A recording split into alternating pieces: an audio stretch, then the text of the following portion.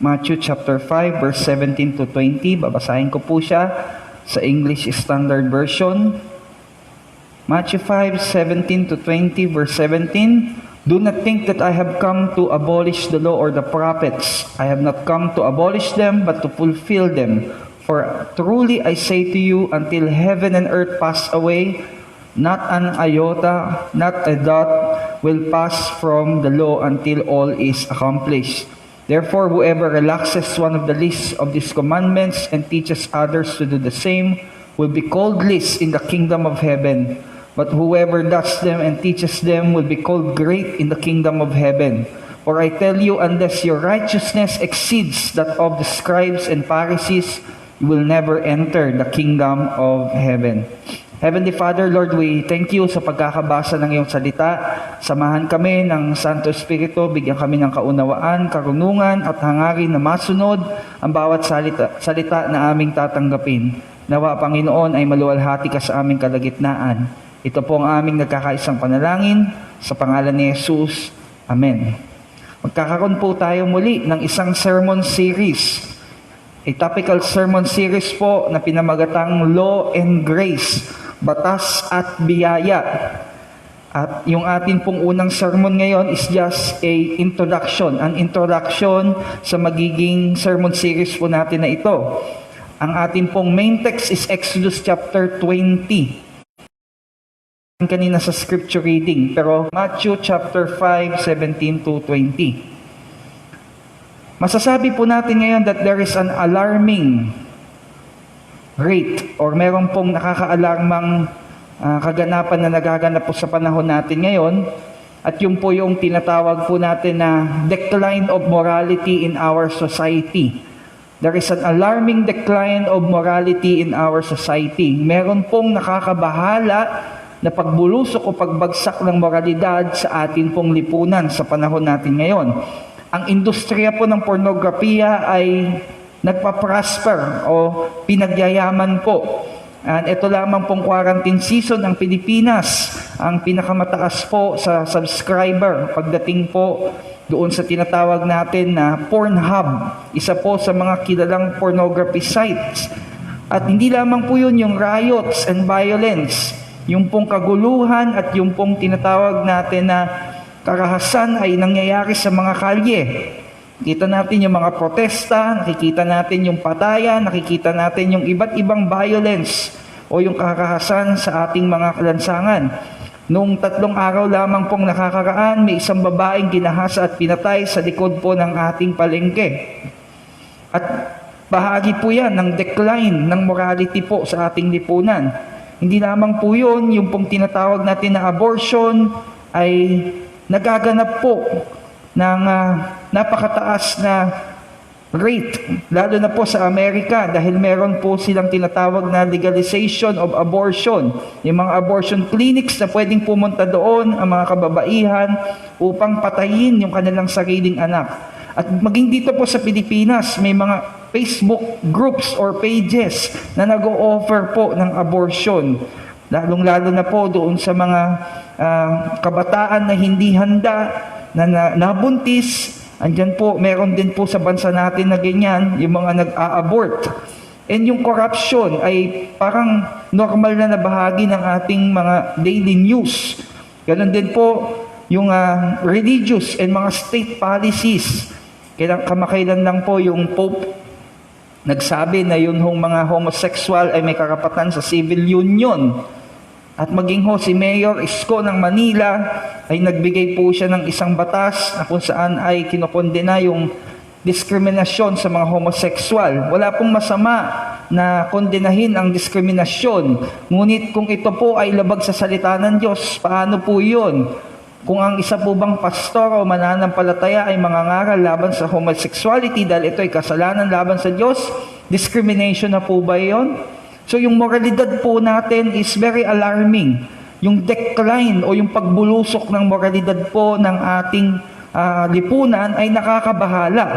At lahat po ng immoralidad pong ito o pagbulusok ng moralidad ay atin pong matatrace back. Atin pong kikita yung kanyang ugat doon po sa tinatawag na pagtalikod ng tao sa mga batas ng Diyos. Kaya ngayon ho, may poverty, may exploitation, may violence, may injustice, may death because of the decline of morality. At yung decline of morality na ito po ay mula sa rejection of man of God's law.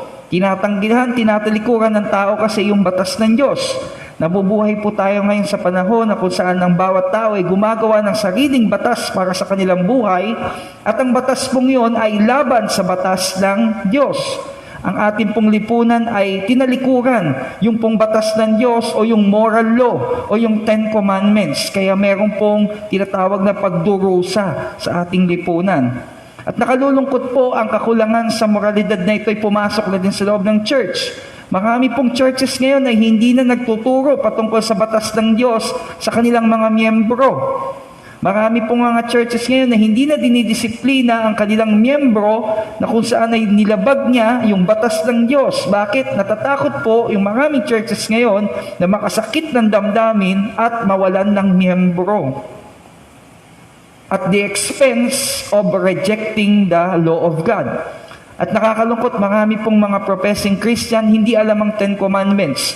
Dumadalo ng church, interesado lamang po sa pagpapala ng Diyos, ngunit hindi interesado sa kanyang mga batas. Kaya maraming churches po ngayon ay puno ng mga professing Christian na kung saan ay namumuhay gaya din ng pamumuhay ng nasa sanlibutan. At bilang church po, kailangan natin magkaroon ng biblical understanding o yung biblical na pagkaunawa patungkol sa biyaya ng Diyos at patungkol din po sa kanyang batas. Hindi po puro biyaya lang ng Diyos ang ating pag-uusapan. Pag-uusapan din po natin yung batas ng Diyos. Hindi po natin ma-appreciate o maunawaan ng kaganapan yung pong biyaya ng Diyos kung hindi natin nauunawaan ang kaganapan din po ng batas ng Diyos. Kaya yung ating binasa na Matthew 5:17-20, makikita ho natin doon yung pong balance between law and grace. Yung pong batas at ang biyaya. Matthew chapter 5:7-20. Ang tanong po, what is the law? Ano nga po ba ang kautusan? Ang kautusan po, ang batas ng Diyos ay ang kanyang mga utos na matatagpuan sa banal na kasulatan sa Biblia. Sa Old Testament po, merong 613 na utos ang Diyos. At ito po ay atin pong ibabahagi sa tatlong kategorya. Yung 613 commandments na yon, meron po yung tatlong kategorya na ating mahahati-hati. Ano po yung mga yan? Yan po yung civil law, yan po yung ceremonial law, at yan po ang moral law. Ano pong pagkakaiba ng tatlo pong law na ito na sinasabi from the Old Testament? Yung civil law po ay binubuo ng mga batas na kung saan ay pinamamahalaan ang bayan ng Israel. Ito po ay binigay sa bayan ng Israel lamang. Ito po ay may mga panuntunan patungkol sa pakikipagyera, panuntunan sa paggamit ng lupain, panuntunan din po sa mga utang, at marami pang bagay na may kinalaman sa pang-araw-araw na buhay ng mga taga-bayan ng Israel.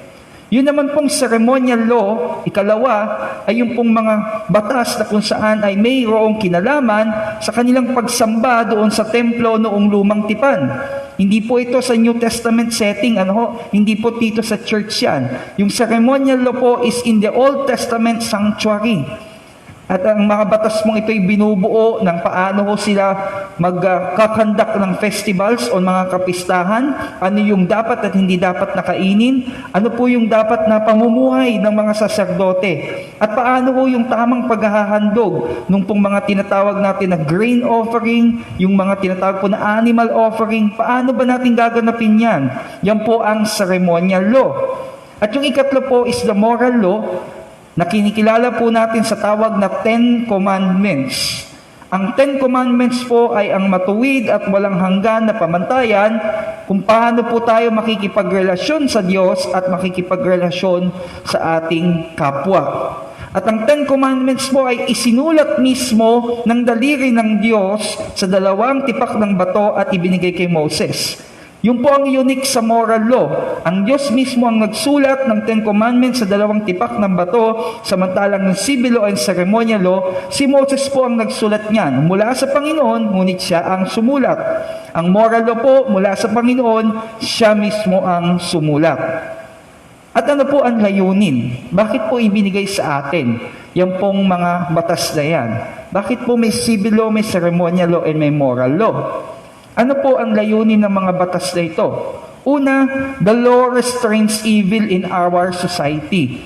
Ang kautusan po or ang batas ng Diyos ay ang pumipigil sa kasamaan sa ating pong lipunan. Pagkatapos po ibinigay ng Panginoon yung kanyang kautusan o batas sa Israel, ang tugon po ng Israel ay fear and trembling, takot at panginginig. Exodus 20:20. Bakit po? Dahil ang Diyos po nangako sa kanila ng blessing kung sila'y susunod, ngunit nagbanta ang Diyos na kung saan siya ay magpaparusa sa mga hindi susunod sa kanyang batas o kautusan. At dahil dito, nagkaroon po ng fear ang Israel. At yung pong sinasabing law, makikita po natin ang pumipigil sa kasamaan po sa isang lipunan. At kahit sa lipunan po natin ngayon, yung batas na binigay sa atin ng Diyos, ang siya ding pumipigil sa kasamaan na nagaganap sa ating lipunan.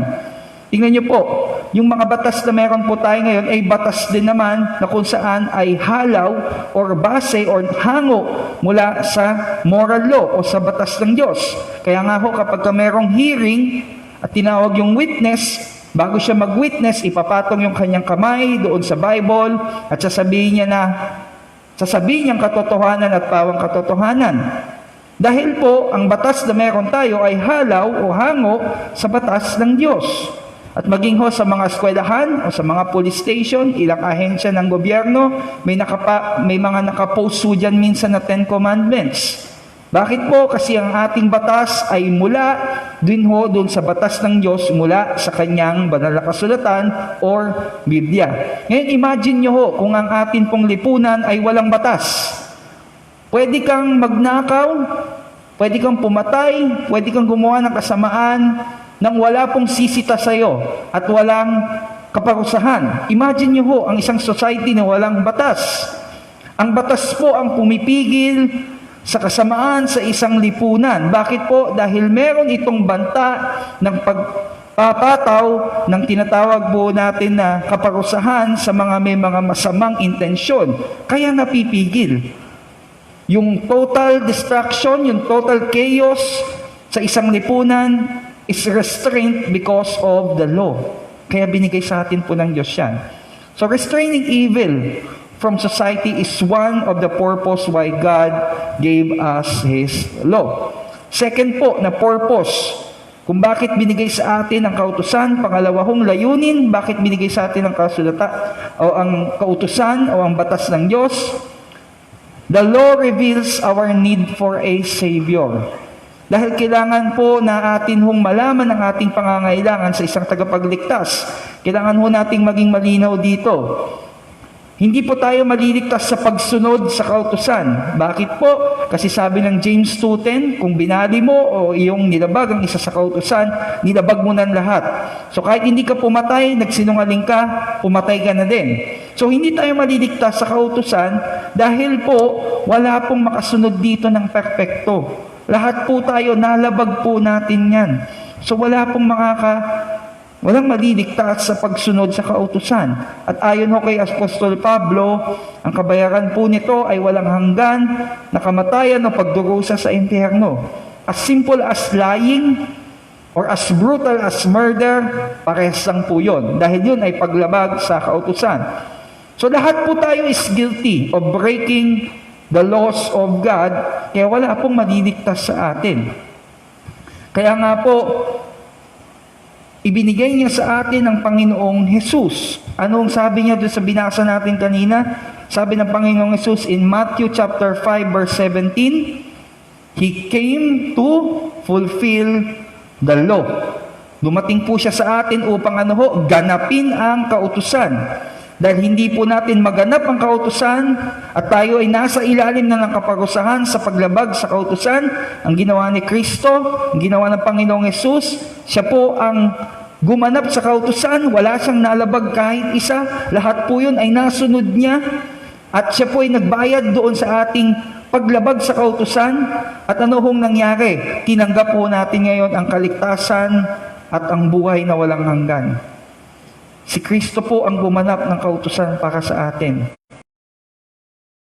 Bayad nung ating nabuhay siya ng may pagsunod para tayo po ay maging matuwid sa harap ng Diyos. At dahil po dito, kapatawaran at buhay na walang hanggan ang ating tinanggap po. Kailangan lang po natin gawin ay panampalatayanan po ito. Anong ibig sabihin ng panampalatayanan? Paano yung faith? Magpakumbaba po tayo sa Panginoon. Aminin po natin na tayo makasalanan. Aminin po natin na hindi ho natin kayang iligtas ang ating sarili. Ano ho ibig sabihin ng pananampalataya? Paniwalaan mo na sapat yung buhay, kamatayan at muling pagkabuhay ni Kristo upang iyong matanggap yung kanyang katuwiran. Panatayanan mo yon. Sa kasalanan at may pagsunod kay Kristo.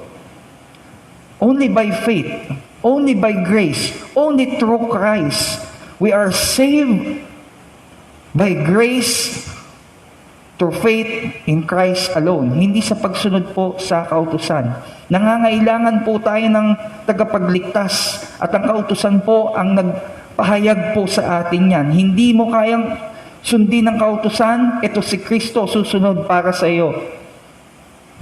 Pagbabayaran mong paglabag sa kautusan, ito si Kristo ang nagbayad na sa paglabag mo sa kautusan. Ngayon ang araw ng kaligtasan, manampalataya ka kay Kristo upang tanggapin mo ang kaligtasan at buhay na walang hanggan sa pamamagitan ng biyaya lamang. Ang layunin po ng isang karatula ay upang ituro tayo sa tamang direksyon upang tayo makarating ng ligtas sa ating destinasyon at hindi po tayo maligaw. Ang kautusan po ng Diyos ay parang isang karatula or signpost. Itinuturo po tayo sa tamang direksyon patungo kay Kristo upang tayo ay maligtas at magkaroon ng buhay na walang hanggan. Kung wala po ang kautusan, hindi natin malalaman ang ating pangangailangan para ho sa isang tagapagligtas. Kaya, ang pagpapahayag po ng ating pangangailangan sa isang tagapagligtas ay isa sa mga layunin bakit binigay po sa atin ng Panginoon ang kanyang kautusan.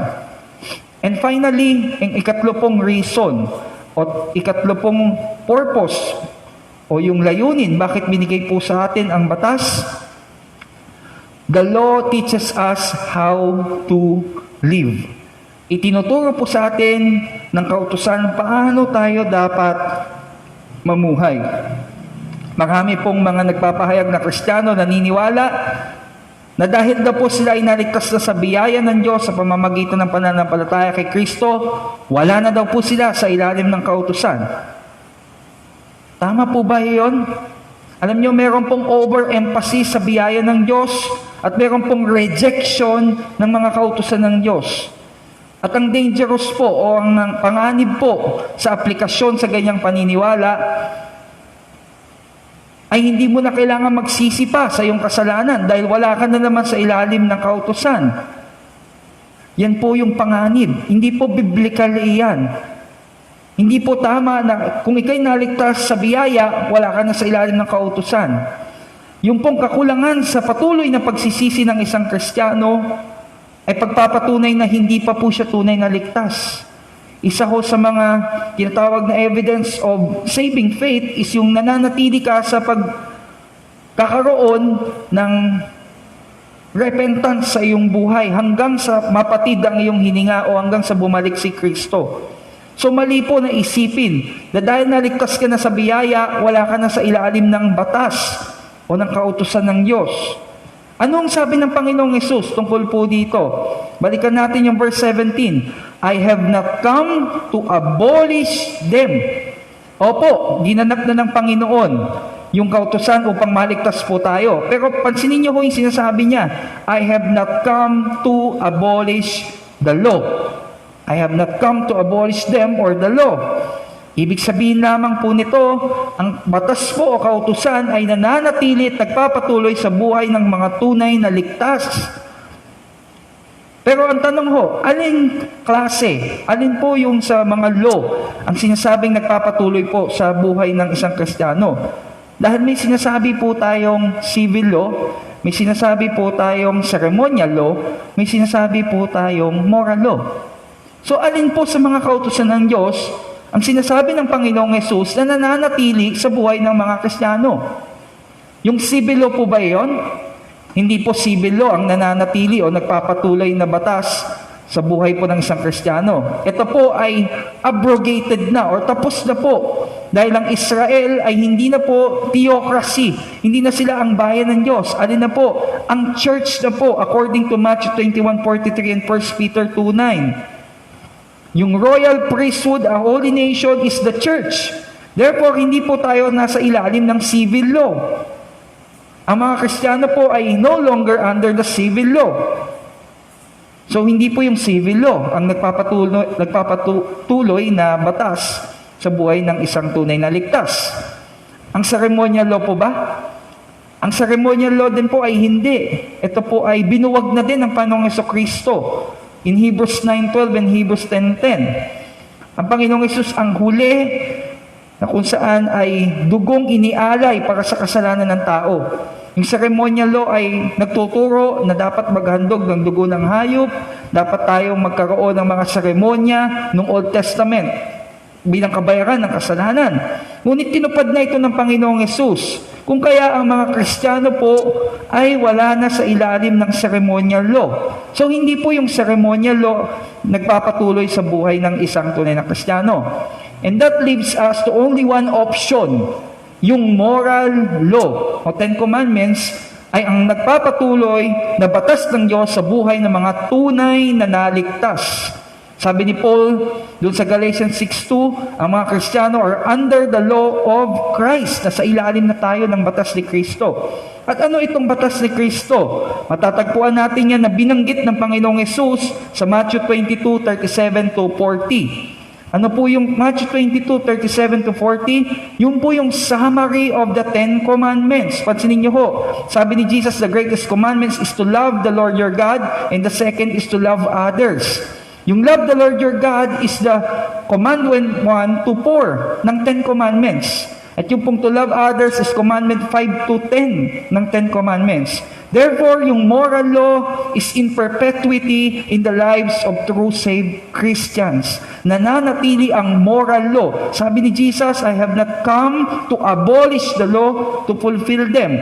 Na once na na-fulfill na sa'yo, yung pong kalooban ni Kristo at naligtas ka, hindi niya inabolish yung law, hindi niya tinanggal yung law, yun na yung magiging pamantayan ng iyong buhay. Ito pong pagpapatunay na yung moral law ay nagpapatuloy sa buhay ng mga Kristiyano mula po mismo sa pahayag ng ating Panginoong Hesus. Yung pong loving obedience to the moral law is evidence of salvation in the life of a Christian. Hindi na po tayo maliligtas sa pagsunod sa kautusan. Ginanap po ng Panginoong Hesus yun. Ngunit, ang ebidensya na ikaw ay naligtas na mula sa batas ng Diyos ay magkakaroon ka ng pagsunod na may pag-ibig sa kanyang mga kautusan o sa kanyang batas. Ano ang sabi ng 1 John 5:3 na nagpapatunay that loving obedience to the moral law is the evidence of true salvation in the life of a Christian?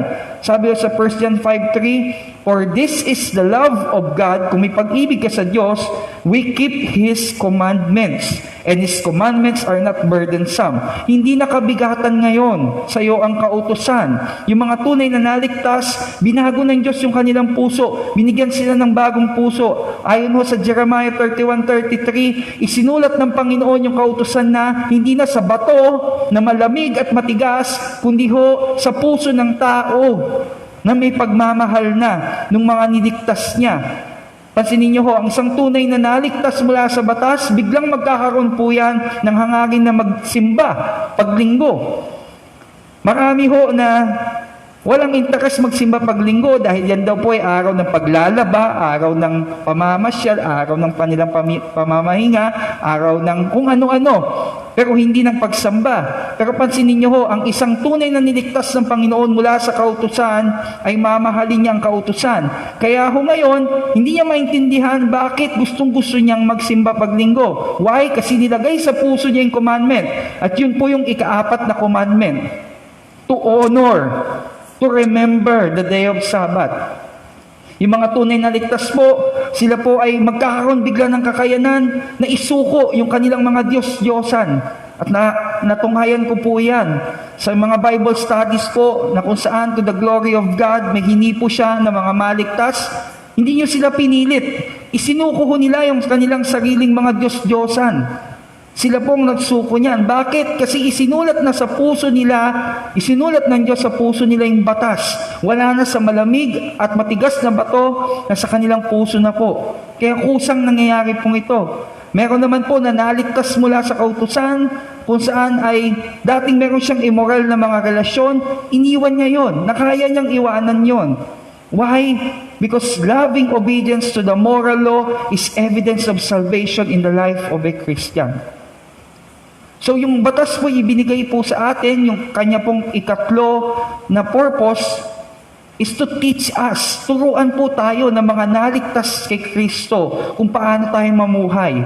At yung pong kautusan na yan ay magiging pag-ibig na po. Yung ating pagsunod ay pag-ibig na po ang ating magiging tugon sa mga kautusan ng Diyos. Hindi na kabigatan, kundi pag-ibig. Dahil iniligtas ka ni Kristo at binigyan ka ng Diyos ng bagong puso, isinulat niya ang batas sa iyong puso. So, isang pagbubulay po sa hapon na ito. Baka ikaw ito, at ikaw ay nasa isang delikadong kalalagayan. Do you claim to be saved by the grace of God, but you believe that you are no longer under the law of God?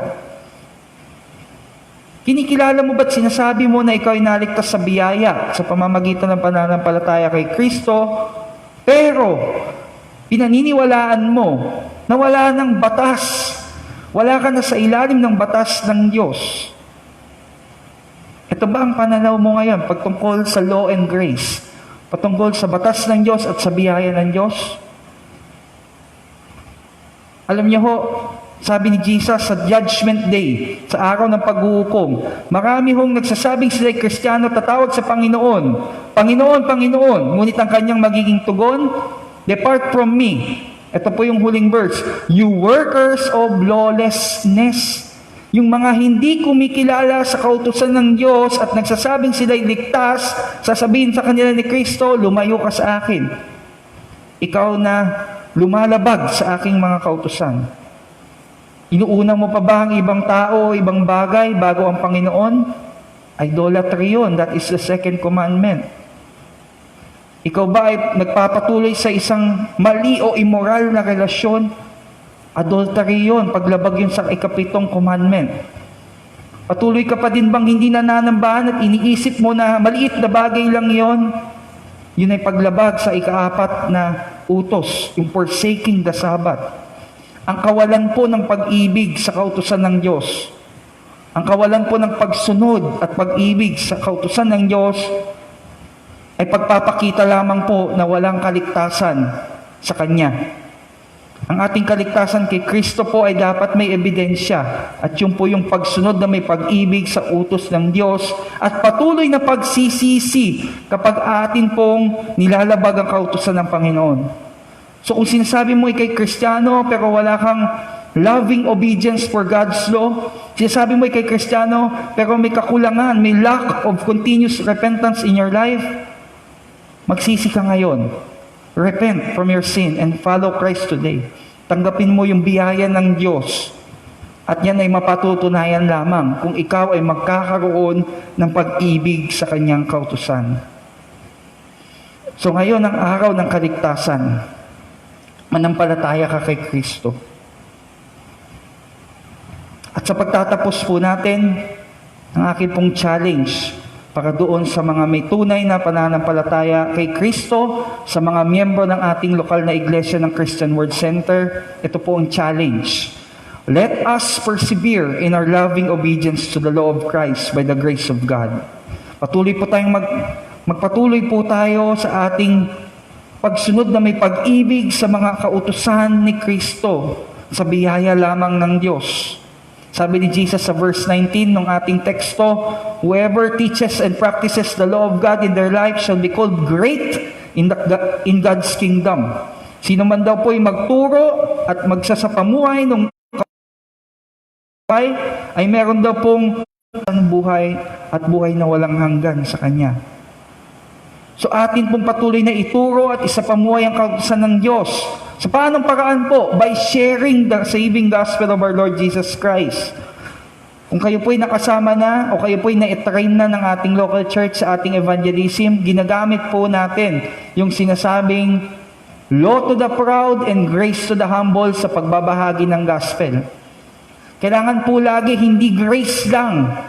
Hindi po pwedeng grace lang yung ating ibabahagi sa atin pong gospel presentation. Dapat po maunawaan muna nila yung law of God upang makita nila yung pangangailangan nila sa tagapagligtas at kapag nasa biyaya na po sila, bumalik sila sa kautusan bilang pag-ibig at pagsunod sa Diyos.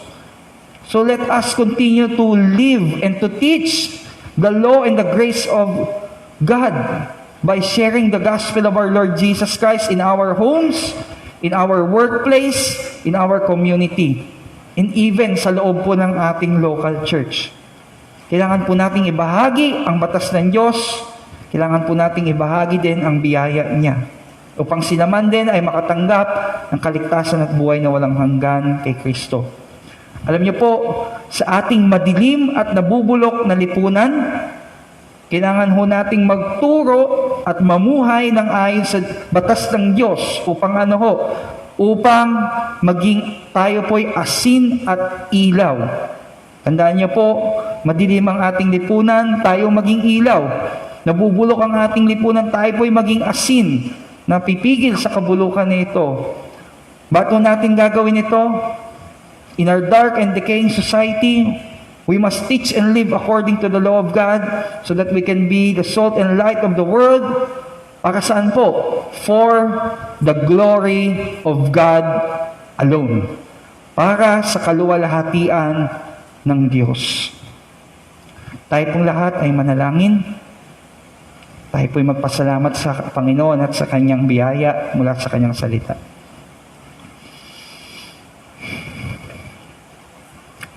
Muli, O Diyos, kami nagpapasalamat sa mga pinagpalang salita na aming tinanggap sa umagang ito. Papasalamat kami, Panginoon, sa iyong bugtong na anak, ang aming Panginoong Hesus, na gumanap ng kautusan para sa amin, na nagbayad ng aming kabayaran sa paglabag ng kautusan, upang matanggap po namin yung biyaya ng iyong pagliligtas at ng buhay na walang hanggan. Bigyan mo kami ng karunungan, katapangan at oportunidad na maipahayag yung batas at yung biyaya na nagmumula sa iyo sa pamamagitan ng nakapagliligtas na mabuting balita ng aming Panginoong Hesus. Maibahagi namin ito, Panginoon, sa mga wala pa sa iyo, sa mga naliligaw ng landas. At patuloy, Panginoon, na hinihingi namin na ikaw magkaloob sa amin ng pagsunod na may pag-ibig sa iyong kautusan, upang ang biyaya ng Diyos ay patuloy na sumagana sa aming buhay para sa iyong kaluwalhatian, para sa iyong karangalan, para sa iyong kapurihan, aming Ama, sa tanging matamis sa pangalan ng aming Panginoong Hesus. Amen. Amen.